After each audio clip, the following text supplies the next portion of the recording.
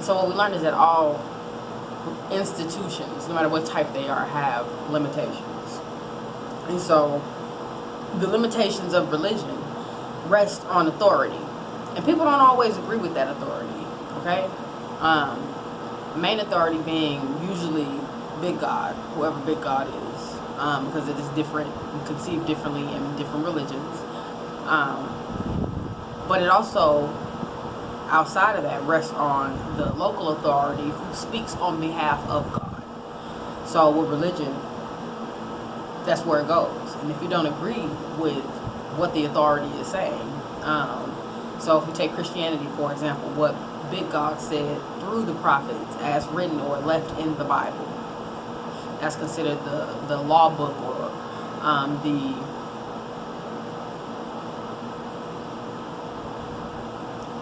don't know what's the word I want to use.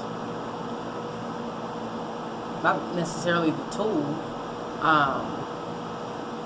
but it is the book that helps give the instructions on the traditions, the history, and the practices that are lived out in Christianity. So it's considered a part of authority, and it's based on revelation. And so different prophets have had different revelations over time, and they have been different, okay? When you go through, if we're using the Bible still, all of the various books were written by different people, and all of the different people are considered valid. They were all considered to be valid revelations from God, and those that were not considered valid were removed through a process that was instituted by the Council of Nicaea. And so, again, you have different people whose revelation has all been validated the same. So, revelation versus reason, and then you have authority, which is why religion sometimes is thrown to the wayside. With the law, the limitation is that you cannot have a law for every wrong action. And even if you do have a law for every wrong action, you can't legislate all of those laws, because even the law can't be everywhere at all times. So there are still going to be some people who are able to slip through the cracks because they have not been able to get caught because the law wasn't there per se. And so the limitations of enforcement are what exist there, because if you can't get caught by the law, then the law can't be enforced upon you. And if there's no law that governs the wrong action, then that means the wrong action is permissible.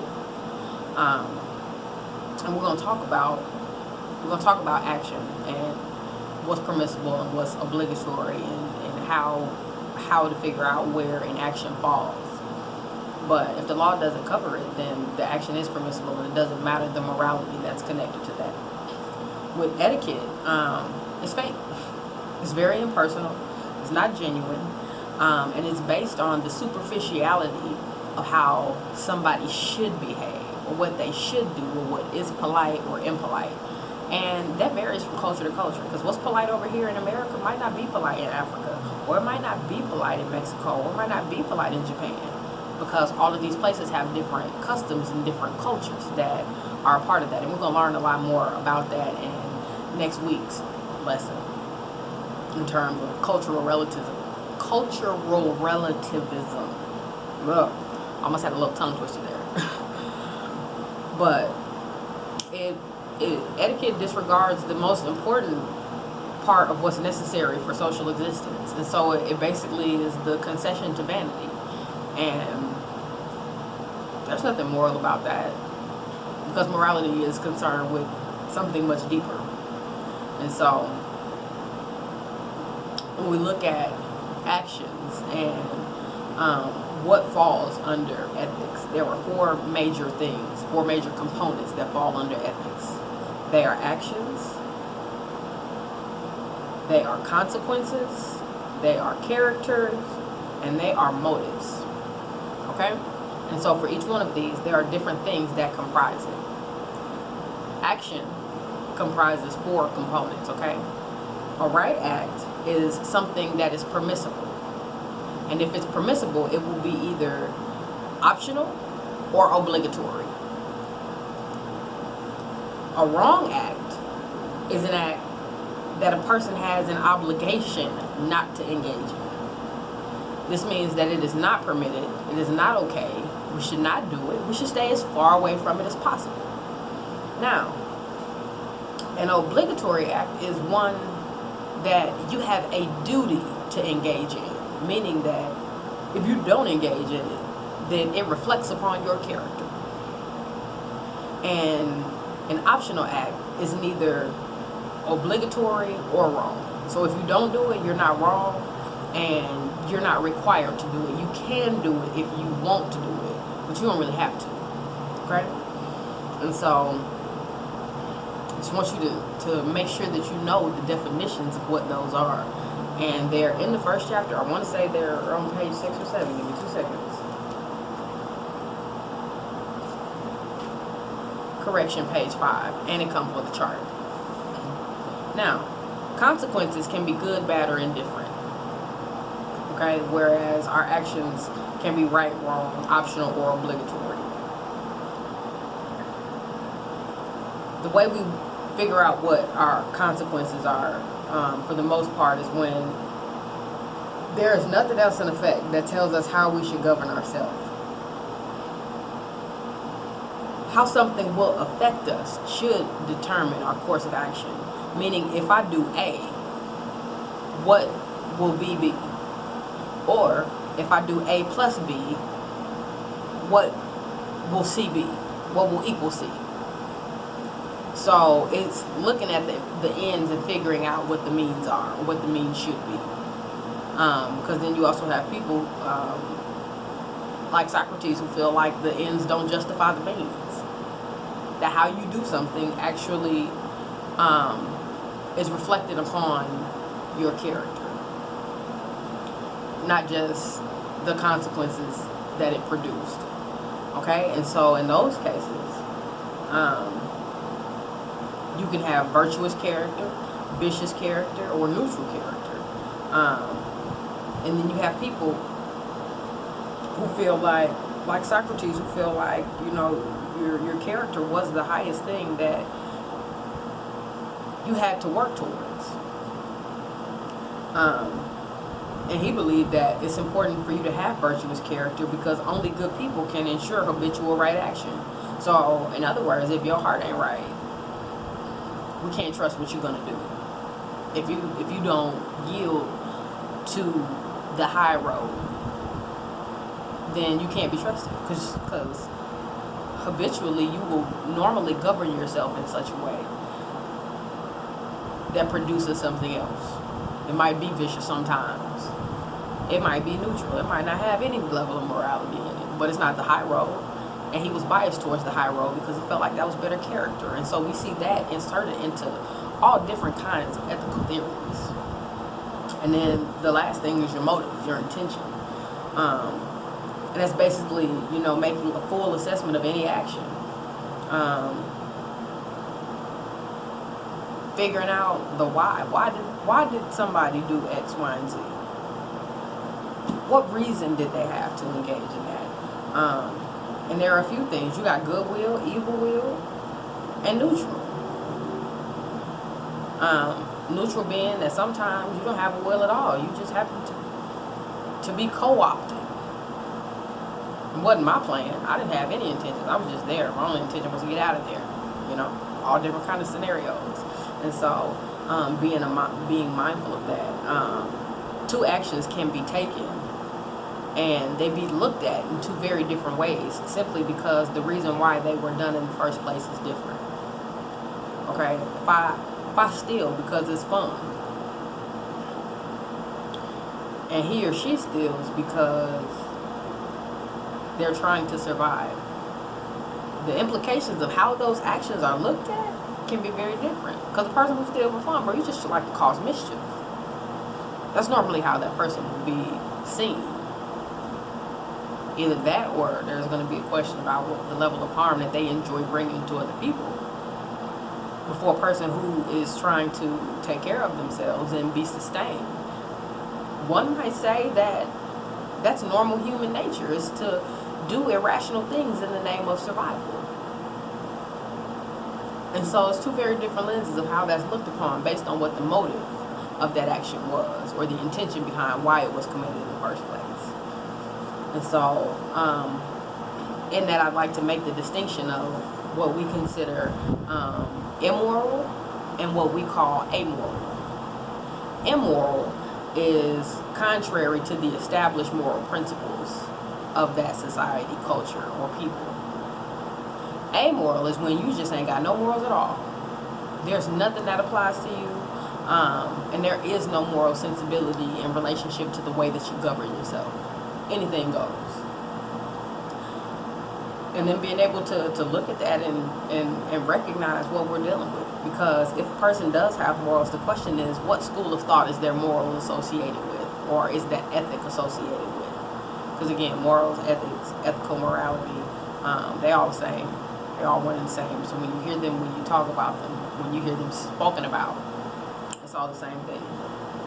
And so just recognizing that a person most likely is one of three.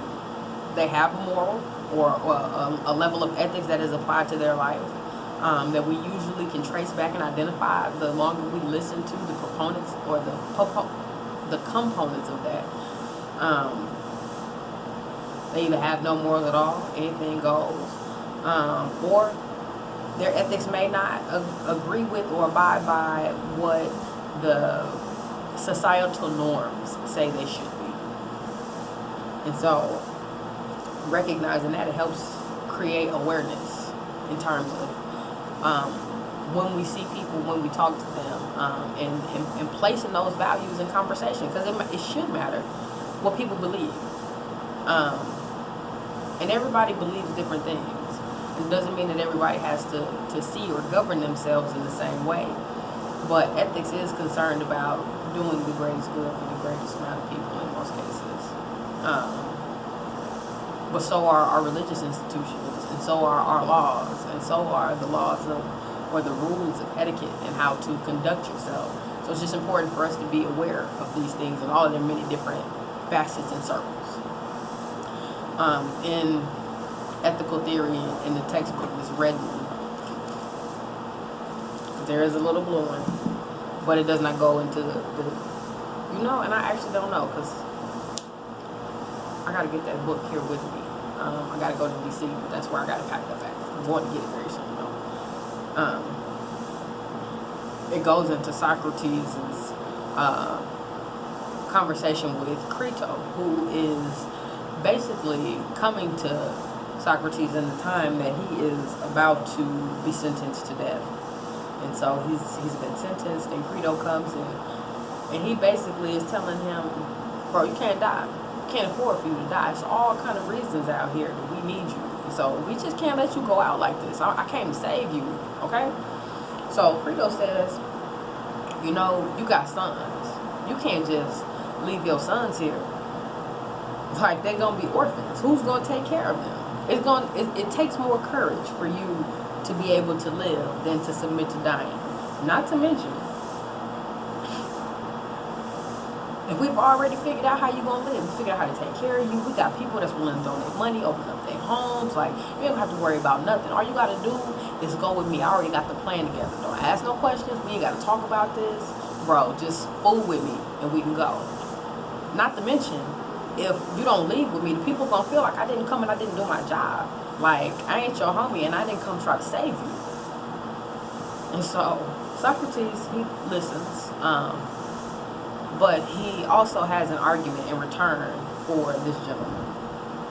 And he basically says, bro, I don't care what the people think. And you shouldn't care what the people think either. The only thing we should care about are what good people think. Because again, Socrates believes in virtue ethics, which speaks to your character and how you conduct yourself. Because good people will understand exactly why I made my decision.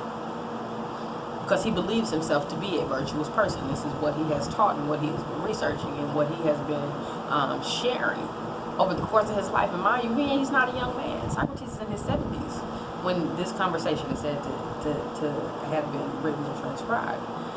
But he says if escaping is wrong, then the only thing I'm going to do is bring dishonor to my children. So it doesn't matter if I ended up staying alive, because their character is going to be wrong. And so The other thing that Socrates does is begins to speak as if he were the state and present an argument that the state might make ethically based on what was actually happening here. And he makes the case that Socrates has submitted to the state when it has benefited him.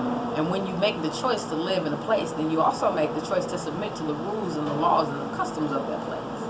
And so he could have moved anywhere else if he didn't like the law, so that he wouldn't be in jeopardy of breaking the law. But because he chose not to do that, and he chose to stay there, then he submits to the law that rules over him, because the law is considered the authority. And so, because the law is created for law and order, and it's not just for the sake of a few people, then it matters how you respond to it. So even if you don't agree with the law, you can't forsake it and just say, I'm going to throw the whole thing to the side when I don't agree with it, because that creates chaos. He also says it's not my job to retaliate against the state because I don't like their laws. Okay? An eye for an eye makes the whole world blind. We can go back and forth all day long, but at the end of it all, what is it going to solve? What is it going to create? Because the law will still be the law, and I am but one person, and these laws govern the entire society. Okay? And so it makes you actually think about whether it's okay to sacrifice one for the many. It's the ethical question that's on the table, and when you're looking through the lens of law, it is permissible. And so the other thing that he says is that escaping is not virtuous because it cheats the consequences that he knew came along with the decisions that he made. And so there is a level of accountability that Socrates is taking in this story about essentially why it's not okay for him to cheat death. I don't know about you, but I don't want to die no time soon. I don't know nobody who wants to die anytime soon. But it is very virtuous to make such a decision. And so when you look at his views on the law and morality, it just makes you call to question a great number of ways that decisions have been made historically and even presently.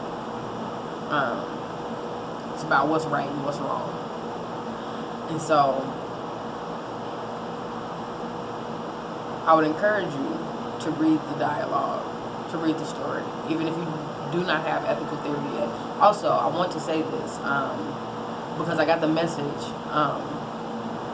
that the bookstore is out of books, even the books by Rachel's. They have no more books for ethics and society. What I will tell you is that the time that it takes for them to get another order in may vary, but in the meantime, it is still very imperative for you to be able to get a book and be able to follow along in order to keep up. So I will make it my goal to always be thorough in these lecture videos. Please make sure that you always have your pen and your paper and you're taking notes so that you can get the most out of what's being given, what's being shared. Because what I can say is the things that I'm sharing with you are definitely in the book, and I'm making sure that I'm sharing the things with you that are likely to come back up again. So just in terms of our awareness of that and being prepared, if you have any questions, by all means, please do contact me. We can set up a time to talk by phone. Your lecture for next week will likely be a lot longer. This week is an introductory week, so we're just going over basic concepts and definitions and making sure that the groundwork is laid for us to go deeper. And so next week we're going into chapter 2. I look forward to that. So please do reach out to me if you need me. Make sure you're doing your journals. With next week, I will go into more information on how to make the case. I wrote up an example of what it should look like. So if anything, you should be able to review those documents that I sent out, the course agenda and the syllabus, and have a very good working understanding of how things will go this semester. Thank you for tuning in today, and we'll talk again soon.